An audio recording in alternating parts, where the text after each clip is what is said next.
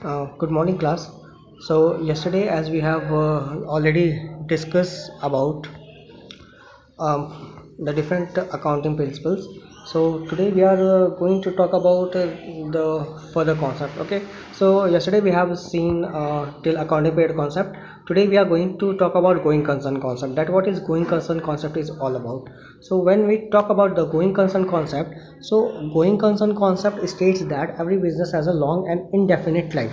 मतलब कि जो भी बिजनेस है उसका लॉन्ग और इनडेफिनिट लाइफ होता है, मतलब वो लंबे समय तक जो है रन करता है हमारा बिजनेस। ठीक है, since financial statement are prepared on the basis of this concept all fix assets are shown in book at their cost ignoring their market value. मतलब कि हम ये मान के चलते हैं हमारा जो भी बिजनेस हमने स्टार्ट किया है वो आने वाले समय में जो है मतलब काफ़ी ज़्यादा सालों तक चलेगा, हमारा बिजनेस कभी बंद नहीं होगा। हम ऐसे किसी भी बिजनेस का बुक्स ऑफ अकाउंट मेंटेन नहीं करेंगे जो केवल 3 महीने 4 महीने या जो very short period of time के लिए रन करें। क्लियर है। अब बात करते हैं हम नेक्स्ट कॉन्सेप्ट की। नेक्स्ट कॉन्सेप्ट है मेरा कॉस्ट कॉन्सेप्ट। ठीक है, अब समझिए कॉस्ट कॉन्सेप्ट क्या बोलता है। According to this concept all fix assets are recorded at the in the book at cost, that is the price paid to acquire them. मतलब कि जो भी हमने जो भी फिक्स असेट को परचेज किया है उसको हम लोग बुक्स ऑफ अकाउंट में रिकॉर्ड करेंगे किस प्राइस पे, उनके ओरिजिनल कॉस्ट पे जितने का हमने उसे खरीदा है। ठीक है, मतलब हमारे असेट में वैल्यू बढ़े वैल्यू घटे हमें उससे कोई मतलब नहीं है। हमको अपने बुक्स ऑफ अकाउंट में जो असेट हमने परचेज किया है उसको ओरिजिनल वैल्यू पे ही दिखाना है। अब समझिए कॉस्ट कॉन्सेप्ट को हम लोग जो है और क्या क्या बोलते हैं। Cost concept is known as historical cost concept,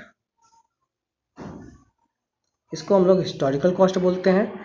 इसको हम लोग ओरिजिनल कॉस्ट भी बोलते हैं। ठीक है, cost concept is known as original cost concept also.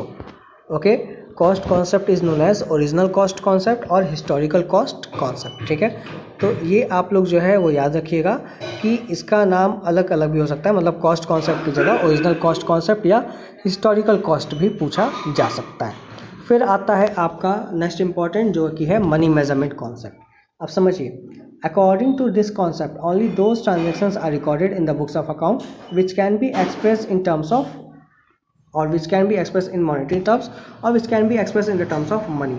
ठीक है, only those transactions are recorded in the books of account which can be expressed in terms of money। मतलब कि ऐसे ट्रांजैक्शन को ही हम लोग जो है बुक्स ऑफ अकाउंट में रिकॉर्ड करेंगे जो जिसकी वैल्यू हम लोग मनी में फाइंड कर सकें। ठीक है, द नॉन फिनेंशियल और non monetary transaction do not find any place in the accounting record. मतलब ये जो नॉन फाइनेंशियल होते हैं जिसमें मनी का कोई इन्वॉल्वमेंट नहीं होता है, इसको हम लोग बुक्स ऑफ अकाउंट में रिकॉर्ड नहीं करते हैं। क्लियर है, तो ये आपका मनी मेजरमेंट कॉन्सेप्ट हो गया। फिर आप नेक्स्ट देखेंगे। ठीक है, तो नेक्स्ट देखेंगे तो नेक्स्ट आपका क्या आता है। नेक्स्ट आता है आपका सॉरी टू से, देखिए तो फिर मेरा क्या है, फिर आता है मेरा मैचिंग कॉन्सेप्ट। ठीक है, तो मैचिंग कॉन्सेप्ट क्या बोलता है। This concept states that in it is necessary to charge all the expenses incurred to earn a revenue during the accounting period against that revenue in order to ascertain the net income और trading results of the business. मतलब कि जो income earn करने के लिए हमने जो भी एक्सपेंस लगाए हैं, ठीक है, जो इनकम अर्न करने के लिए हमने जो भी एक्सपेंस लगाए हैं उसको उस एक्सपेंस को उसी इनकम में से हमें मैच करना चाहिए, प्लस या माइनस करना चाहिए कि ताकि हमको एग्जैक्ट वैल्यू मिल सके हमारे बिजनेस में कितना प्रॉफिट हुआ है और कितना लॉस हो रहा है। जैसे आप एक एग्जांपल समझिए, एक छोटा सा एग्जांपल समझिए। जैसे आपने एक पेन को बनाया, ठीक है, तो इनपुट प्राइस कितना आ गया, इनपुट प्राइस उसका आ गया 8 रुपीज़। ठीक है, इनपुट प्राइस कितना आ गया 8 रुपीज़, और उसको आपने सेल किया कितने में, 10 रुपीज़ में। कितने में सेल किया आपने, 10 रुपीज़ में सेल किया। तो यहाँ पे आपको ये समझना होगा कि ये 10 रुपीज़ जो आपको रेवेन्यू मिला है, तो ये 10 रुपीज़ रेवेन्यू पाने के लिए, ठीक है, समझिए आप, कि ये 10 रुपीज़ का रेवेन्यू पाने के लिए हमें कितना रुपए यूज़ करना पड़ा, हमें ये 8 रुपए का इनपुट कॉस्ट यूज़ करना पड़ा। तो यही आपका बोलता है मैचिंग कॉन्सेप्ट कि जो रेवेन्यू हमने अर्न किया, जो 10 रुपये हमने अर्न किया, वो 10 रुपये हमने किस एक्सपेंडिचर की वजह से अर्न किया, वो 10 रुपये हमने इस 8 रुपये के एक्सपेंडिचर की वजह से अर्न किया है। तो यही आपका मैचिंग कॉन्सेप्ट बोलता है कि आपने जो भी एक्सपेंस इनकर किया है, जिस भी रेवेन्यू को अर्न करने के लिए, आप उसी रेवेन्यू से उस एक्सपेंस को माइनस करोगे या मैच करोगे। क्लियर है कि ताकि हमको बिजनेस में net profit and net loss मिल सके। अब आते हैं अकाउंटिंग इक्विवेलेंस कॉन्सेप्ट। ठीक है, अकाउंटिंग इक्विवेलेंस कॉन्सेप्ट समझिए। According to this concept, assets own by the business must be equal to the fund contributed by the business in the form of capital. बहुत आराम से, बहुत सिंपल लैंग्वेज में लिखा है ये। देखिए, अकाउंटिंग इक्विवेलेंस मतलब क्या है कि कंपनी के पास जितना भी एसेट होगा वो इक्वल होना चाहिए किससे, जितना फंड कंपनी में लगा है कैपिटल के फॉर्म में।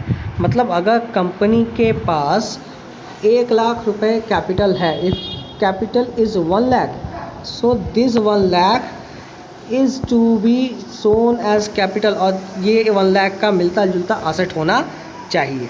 ठीक है, यहाँ पे आप सिंपल में एक बात समझिए, क्या बिजनेस के पास कोई पॉकेट है? अगर हम बिजनेस में पैसे लगाते हैं तो क्या बिजनेस के पास कोई पॉकेट है? डेफिनेटली बिजनेस के पास कोई पॉकेट नहीं है। तो अगर हम बिजनेस में 1 लाख रुपए लगाए, हम बिजनेस में अगर 1 लाख रुपए लगाए, तो ये 1 लाख रुपए किस फॉर्म में लगा? सपोज दैट 1 लाख में 20,000 कैश है, ठीक है, आपका 30,000 स्टॉक है, 50,000 आपका लैंड एंड बिल्डिंग है। समझिए, तो ये 1 लाख आपने बिजनेस में लगाया, तो ये 1 लाख आपका जो है कैसे लगा, मतलब ये लैंड एंड बिल्डिंग कितना है? 50,000 है। ठीक है, तो यहाँ पे समझिए, ये जो आपका 1 लाख कैपिटल था, ये क्या हुआ? ये आपका 3 भागों में बढ़ गया। ठीक है, 3 भागों में बढ़ गया, मतलब आपका कैश हो गया, स्टॉक हो गया और लैंड एंड बिल्डिंग हो गया। ठीक है, तो मतलब ये बोलता है कि आपका जो असेट साइड है वो आपका कैपिटल के इक्वल होना चाहिए। ये कौन सा कॉन्सेप्ट बोलता है? ये बोलता है अकाउंटिंग इक्विवेलेंस कॉन्सेप्ट। ठीक है, कि बिजनेस में जो भी असेट है वो किसके इक्वल होना चाहिए? जो बिजनेस में कैपिटल लगा है उसके इक्वल होना चाहिए। ठीक है, अब फिर हम आगे बढ़ते हैं, फिर हम देखते हैं रियलाइजेशन कॉन्सेप्ट। अब देखिए, रियलाइजेशन कॉन्सेप्ट क्या बोलता है? रियलाइजेशन कॉन्सेप्ट देखिए, हम आज जो है यहीं तक देखेंगे। ठीक है, फिर ऑब्जेक्टिव एविडेंस कॉन्सेप्ट और वेरीफाइबल कॉन्सेप्ट, इसके बारे में हम लोग नेक्स्ट वीडियो में बात कर लेंगे। ठीक है, क्योंकि एक ही बार में सारे कॉन्सेप्ट्स को देखना समझना जो है इतना इजी या इतना आसान नहीं है, तो इसीलिए बड़े आराम से हम लोग चलते हैं। ठीक है, रियलाइजेशन कॉन्सेप्ट समझिए। रियलाइजेशन कॉन्सेप्ट के बारे में अगर हम लोग बात करें तो रियलाइजेशन कॉन्सेप्ट क्या बोलता है? According to this concept, income is treated as being earned on the date on which it is realized, that is the date on which goods or services are transferred to customers। मतलब जिस दिन जो goods बेचा गया है और उसको बेचने से जो इनकम अर्न हुई है, हमको उसी दिन लिख लेना है। ठीक है, और ये मेरे लिए इम्पॉर्टेंट नहीं है, it is not important whether cash has actually been received or not. मतलब हमें इसका चिंता नहीं करना है कि हमें कैश कब मिला।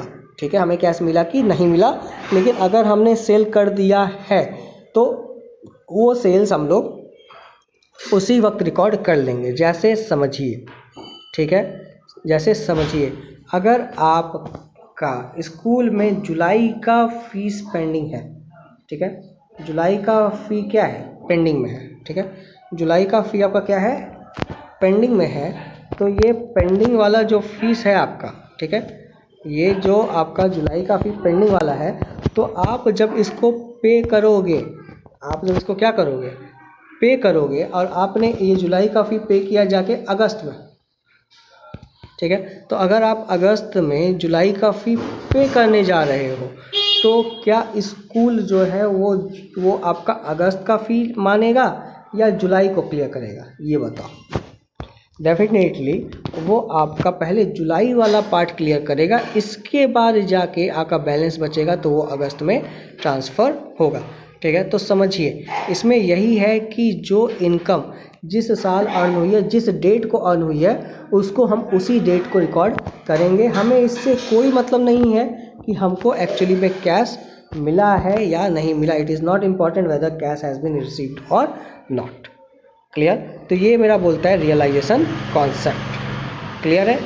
अब एक बार फिर से देख लेते हैं कि हमने क्या क्या पढ़ा आज हमने पढ़ा going concern concept. Going concern concept क्या बोलता है, मेरा बिजनेस जो है फ्यूचर में इनडेफिनिट पीरियड के लिए रन करेगा irrespective of what, irrespective of the time limit. ठीक है। हम जो है इनडेफिनिट पीरियड मान लेंगे कि हमारा बिजनेस जो है कंटिन्यू करता चलता रहेगा, मतलब अनगिनत सालों के लिए। हम किसी भी ऐसे बिजनेस का बुक्स ऑफ अकाउंट प्रिपेयर नहीं करेंगे जो बहुत शॉर्ट पीरियड ऑफ टाइम के लिए रन करे, जैसे 3 महीने चला फिर बंद हो गया।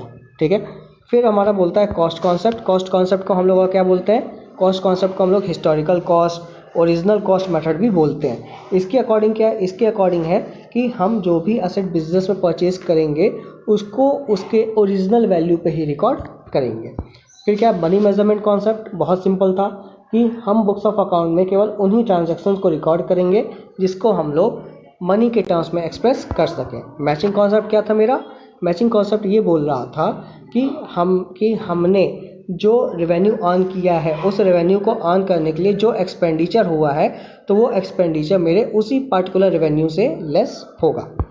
फिर मेरा क्या था, accounting equivalence concept. Accounting equivalence concept मेरा किस पे फोकस करता है, अकाउंटिंग इक्विवेलेंस कॉन्सेप्ट मेरा फोकस करता है total asset is equal to total liability. मतलब जितना कंपनी के पास असेट होगा उतना ही कंपनी के पास कैपिटल होना चाहिए। और लास्ट क्या था आज का टॉपिक, रियलाइजेशन अकाउंट कॉन्सेप्ट। मतलब ये कि अगर हमने कस्टमर को सर्विस या गुड्स प्रोवाइड कर दिया है और इसके एक्सचेंज में हमको भले ही कैश मिला हो चाहे कैश नहीं मिला हो, हम उसको क्या करेंगे, रिकॉर्ड कर लेंगे, क्योंकि ये इनकम या ये रेवेन्यू मेरा उस पर्टिकुलर पीरियड का रेवेन्यू कहलाएगा जिस दिन हमने सेल्स किया है। Clear. So I hope so that you all have understood the realization concept. So it's my humble request that please start making notes, okay, as soon as you understand the topic. Okay. So tomorrow onwards, tomorrow we will deal about the different concepts. Till then, thank you.